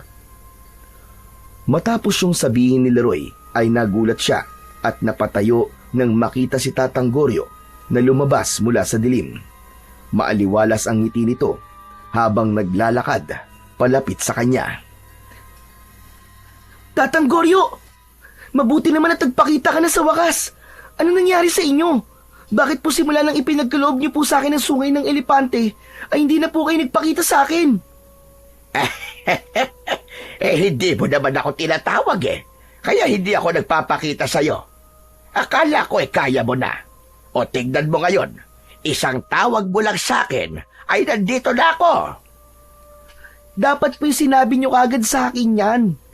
Mag-isa lang tuloy akong nagsanay sa paggamit ng sungay ng elepante. Pambihira naman kayo oh. Pero kahit mag-isa ka, ay nakita ko naman na kaya-kaya mo. Matalino ka, Leroy. Palagi ako nakabasid sa'yo. Kaya alam ko ang lahat. At alam ko na natuklasan mo na rin kung sino ang pinuno ng mga aswang. Isang malalim na paghinga ang pinakawalan ni Leroy ng mga sandaling yon. Hindi ko alam, Tatang. Pero kahit may mahiwagang sandata na ako, ay parang pakiramdam ko, hindi pa rin ako mananalo kay Kapitan Mauricio. Natatakot pa rin po akong harapin siya. Kapag ganyan ang iniisip mo, ay talo ka na kagad kahit hindi pa nagsisimula ang laban. Ang sandata na gaya ng sungay ng elepante ay isa lang kasangkapan, pero ang tunay na magpapanalo sa'yo ay ang sarili mong kakayahan at ang tapang sa iyong puso. Pero siya po ang leader ng mga aswang eh. Paniguradong mas malakas siya kumpara sa ibang aswang. At ako, isa lang po akong palaboy na walang alam sa pakikipaglaban. Kaya nga po hanggang ngayon eh, hindi pa rin po ako makapaniwala sa sinabi niyo na ako ang karapat dapat na maging tagapagtanggol ng baryong to. Leroy, alam kong bata ka pa, Pero kailangan mong maintindihan na ikaw dapat ang kauna-unahang maniniwala sa sarili mo. Kailangan mong subukan ng isang bagay bago mo malaman kung kaya mo ba to o hindi. Maniwala ka. Mananalo ka sa laban na ito kung magtitiwala ka lang sa sarili mo. Tumango si Leroy. Kahit paano ay nakatulong sa kanya ang mga sinabi ni Tatang Goryo. Napayuko siya at pinag-isipan niya ang susunod niyang gagawin. Sa pag-angat ng mukha niya ay wala na si Tatang Goryo sa kanyang harapan. Kinabukasan ng umaga, pagkagising ni Leroy ay may kakaibang tapang siyang naramdaman sa kanyang dibdib. Pakiramdam niya ay dahil yon sa mga sinabi ni Tatang Goryo nang magkausap sila nung nakaraang gabi. Agad niyang kinuha ang sungay ng elepante at kahit hindi pa kumakain ay nagsanay na siya sa paggamit nun. Isang puno ang inisip niya na kunwaring aswang. Inatake niya yon gamit ang sungay ng elepante. Hinampas niya yon gamit ang mas matabang dulo ng sungay, habang ang matulis na dulo naman ay bilang panaksak. Humihingal si Leroy makalipas ang halos 1 oras ng pagsasanay. Mas buo na ang loob niya ng oras na yon at sinabi niya sa sarili niya na kailangan niya nang gawin ang dapat ay dati pa niyang ginawa. Kung hindi kagad siya kikilos, ay mangyayari ang pangitain ni Tatang Goryo, at kapag nangyari yon, ay baka mas mahirapan siyang ipagtanggol ang mga tao sa baryo dahil mas marami na siyang kakalabaning mga aswang. Matapos magsanay ng konting oras, ay nagtungo muli si Leroy sa bahay ni Kapitan Mauricio. Nagmatsyag siya sa hindi kalayuan. Alam niya na sa mga oras na yon ay aalis ang kapitan para magtungo sa barangay hall. Hindi nga nagtagal ay lumabas na si Kapitan Mauricio mula sa bahay at naglakad palayo. Wala nang sinayang na sandali si Leroy. Nang makita niya na malayo na ang kapitan, ay lumapit siya sa bahay nito. Umikot siya sa paligid ng bahay at hinanap niya ang bintana na sa kwarto ni Tomas. Kinatok niya ang bintana ng 3 beses. Tomas? Tomas, nandiyan ka ba? Tomas! Wala siyang nakuwang sagot. Kung nandiyan ka sa loob, ay gumawa ka ng ingay. Katukin mo ng 3 beses tong bintana. Naghintay ng ilang segundo si Leroy. Malakas ang kabog ng dibdib niya habang naghihintay ng pagkatok mula sa loob. Ngunit wala pa rin siyang narinig. Siguro nga'y wala talaga dito si Tomas. Tumalikod na si Leroy, pero nakakaisang hakbang pa lamang siya nang may kumatok ng 3 beses mula sa loob ng bahay ni Kapitan Mauricio. Bumangon ang pag-asa sa puso niya at bumalik siya sa tabi ng bintana. Tomas! Tomas, ikaw ba yan? 3 katok ang sumagot sa kanya. Kailangan mo ba ng tulong, Tomas? Muli ay nakarinig si Leroy ng 3 magkakasunod na pagkatok. Huwag ka mag-alala. Ililigtas kita. Bahagyang lumayo si Leroy sa bintana. Maigpit niyang hinawakan ang sungay ng elepante gamit ang 2 niyang kamay. Itinapat niya ang matulis na dulo nun sa bintana at ubod lakas niya yung isinaksak doon. Agad na nabutas ang bintana. Sunod na ginawa niya ay paulit-ulit niyang hinampas ang mas matabang dulo ng sungay sa bintana. Sa lakas ng pagkakahampas niya ay 3 beses niya lang yun hinampas. Nasira na kagad ang bintana. Pagsilip ni Leroy sa loob ay hindi siya makapaniwala sa kalagayan ni Tomas doon. Nakatali ang mga kamay nito at maging ang mga paa. May piring ang mga mata nito at may busal sa bibig. Kaya pala hindi ito makapagsalita ay dahil doon. Pumasok siya mula sa sinira niyang bintana at una niyang inalis ang piring at busal sa bibig ni Tomas. Iyak nang iyak si Tomas nang makita nito si Leroy. Tulungan mo ako, Leroy. Ayoko na dito. Si tatay, isa siyang aswang. At plano niyang utusan na sumalakay dito sa baryo ang mga alagad niyang aswang. Tulungan mo ako, Leroy. Alam ko, Tomas. Alam ko na yun. Narinig ko ang pag-uusap niyo nung gabi na pumunta ako rito. Kasi kakausapin sana kita para tanungin kung bakit gusto mong umalis ako dito sa baryo. Alam ko na rin na hindi ka niya anak. Pero saka na tayo mag-usap. Kailangan makaalis na tayo dito bago pa bumalik si Kapitan Mauricio. Mabilis na kinalag ni Leroy ang pagkakatali ng mga kamay at paa ni Tomas. Inilalayan niya itong makatayo at makalabas mula sa bintana. Nasilaw si Tomas nang sumalubong dito ang liwanag sa labas. Napagtanto ni Leroy na matagal itong nakapiring dahil hindi ito sanay sa liwanag. Magkahawak ng kamay na patakbong lumayo sina Leroy at Tomas sa bahay ni Kapitan Mauricio. Pagdating nila sa bahay-bahayan ni Leroy sa gubat, ay pinainom muna niya ng tubig si Tomas. Hinayaan niya itong makabawi ng lakas kahit paano. Ano ba nangyari at itinali ka ni Kapitan Mauricio? Tutol kasi ako sa gusto niyang mangyari, Leroy. Tinakot ko siya. Nasasabihin ko sa mga tao ang sikreto niya, kaya itinali niya ako at ikinulong sa bahay. Ayoko na dito, Leroy. Kapag nakuha ulit ako ni tatay, ay baka tuluyan niya na akong gawing aswang. Umalis na tayo dito. Magpunta tayo sa malayong lugar. Kapag umatake ang mga aswang, ay baka mamatay tayo sa dami nila. Hindi, Tomas. Hindi ako maaaring umalis. May tungkulin ako na kailangan gampanan sa baryo natin. Ikinalulungkot ko, pero kailangan kong harapin at patayin ng tatay mo para hindi na matuloy ang pagsalakay ng mga aswang dito sa baryo. Wala na akong pakialam kung anong gagawin mo sa kanya. Dahil alam kong hindi niya ako itinuring na anak. Tsaka hindi naman niya talaga ako anak eh. Inalagaan niya lang ako para sa pansarili niyang interes. Pero Leroy, paano mo lalabanan ng isang pinuno ng mga aswang? Hindi sa minamaliit kita, pero baka mamatay ka lang. Wala kang dapat na ipag-alala, Tomas. Dahil may ibinigay na sandata sa akin ng isang ermitanyo, si Tatang Goryo. Ano? Sino naman si Tatang Goryo? Siya yung matandang lalaki na tinulungan ko noon. May kapangyarihan siya. At sabi niya sa akin, ay ako daw ang pipigil sa pagsalakay ng mga aswang dito sa baryo natin. Kinuha ni Leroy ang sungay ng elepante at ipinakita niya yon sa kaibigan niyang si Tomas. Ipinaalam niya rito ang pinagmulan ng makapangyarihang sandata na yon at kung paano niya yon magagamit sa pakikipaglaban sa mga aswang. Pero Leroy, sigurado ka bang kaya mong talunin si tatay? Kailangan kong subukan, Tomas. Pero ikaw, sigurado ka ba na ayos lang sa'yo na patayin ko siya?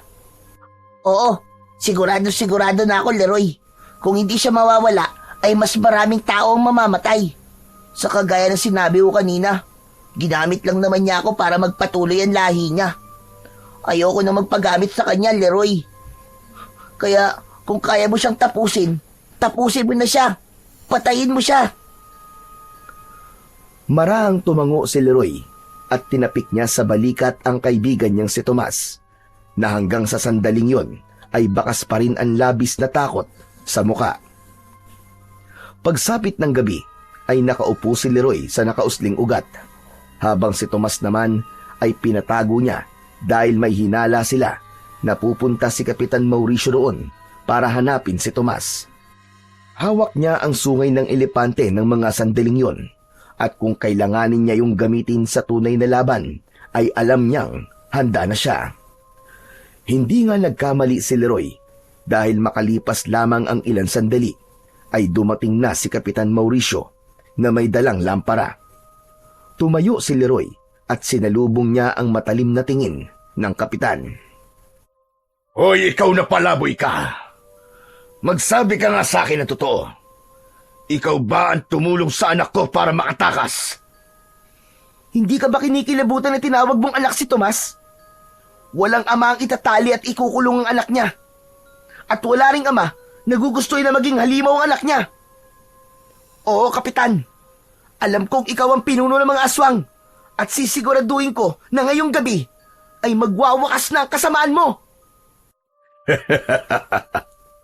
Kahanga-hanga ang tapang mo. Pero anong laban ang kagaya mo sa isang tulad ko? Bahagyang napaatras si Leroy nang sa isang kisap mata ay nag-anyong aswang si Kapitan Mauricio. Lumaki ang katawan nito at nadagdagan ang taas nito.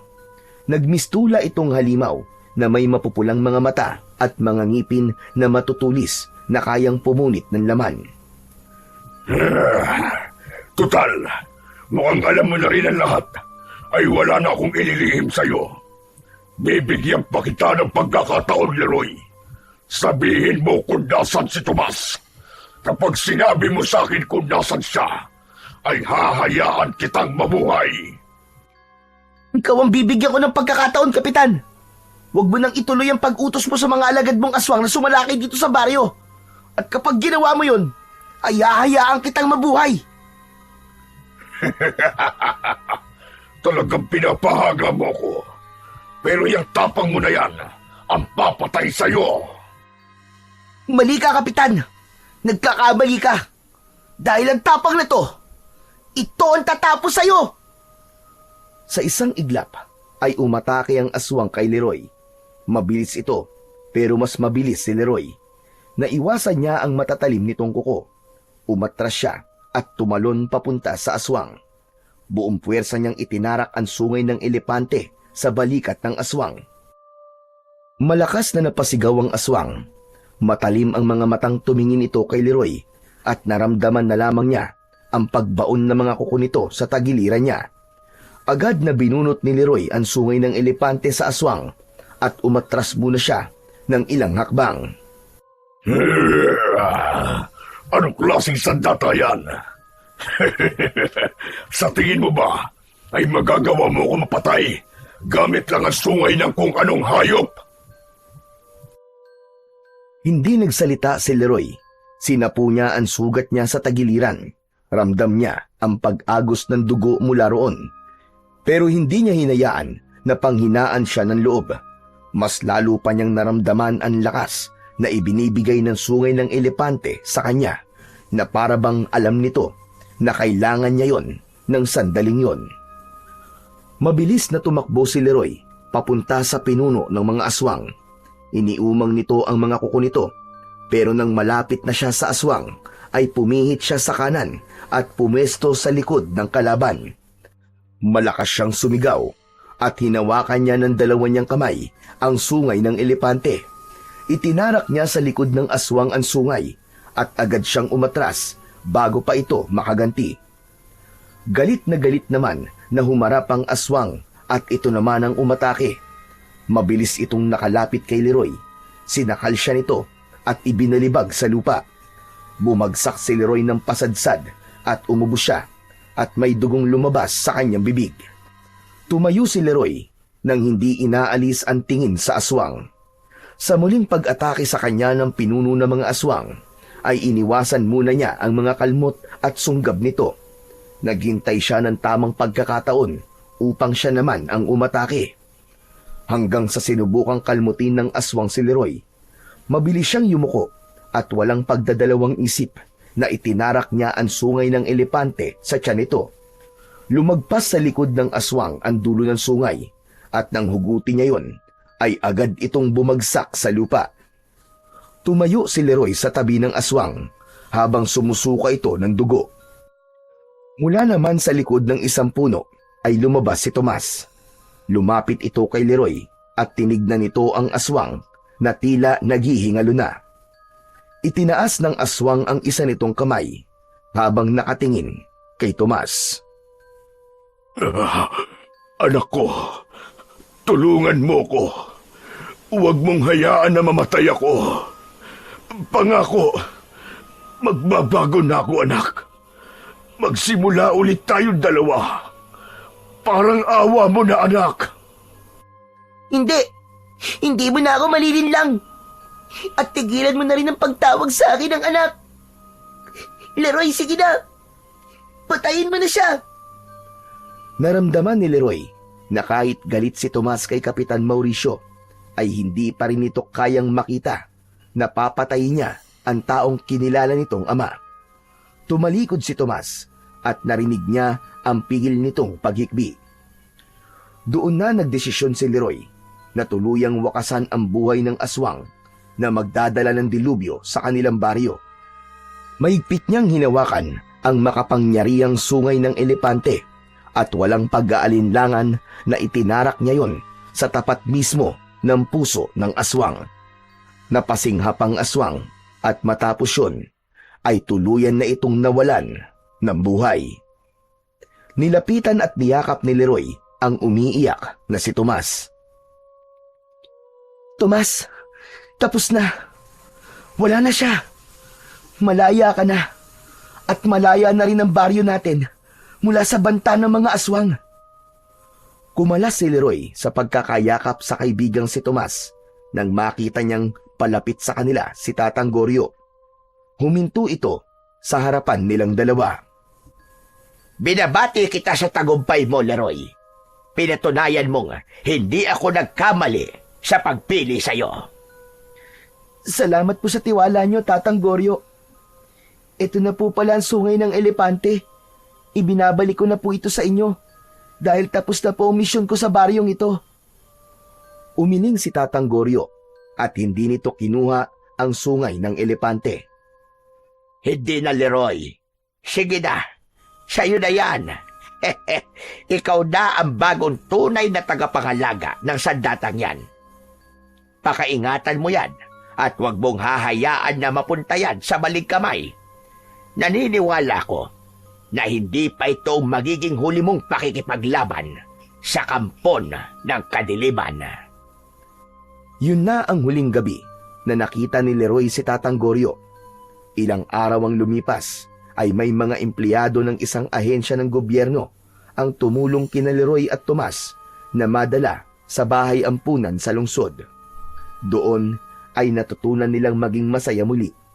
Nakahanap sila ng mga bago nilang kaibigan na gaya nila ay mga wala na ring pamilya, ngunit patuloy pa ring lumalaban sa buhay. Uluyan na ring ibinaon ni na Leroy at Tomas sa limot ang nangyari sa kanila sa baryong pinanggalingan nila.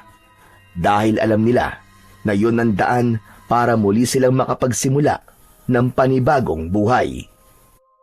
Hanggang sa lumipas ang ilang taon, si Tomas ay naging social worker habang si Leroy naman ay nagtatrabaho sa isang non-profit organization na tumutulong sa mga batang lansangan.